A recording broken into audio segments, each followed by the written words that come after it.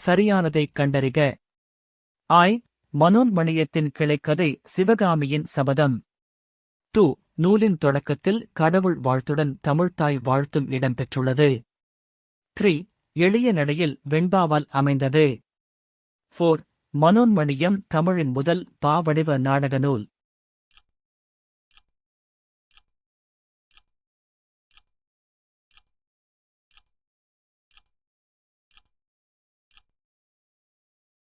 சரியான விடை சி.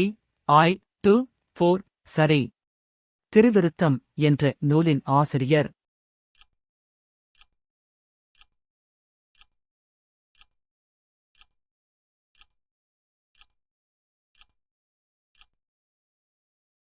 சரியான விடை ஏ. நம்மாழ்வார். திருக்கேதார பதிகத்தைப் பாடியவர் யார்?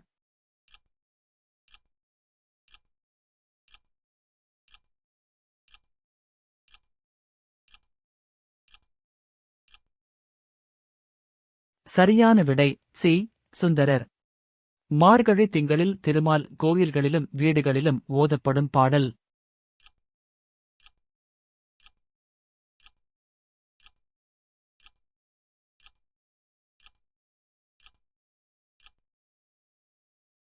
சரியான விடை ஏ. திருப்பாவை. தமிழ் பெருங்காவலர் என்ற சிறப்புப் பெயருக்குரியவர் யார்?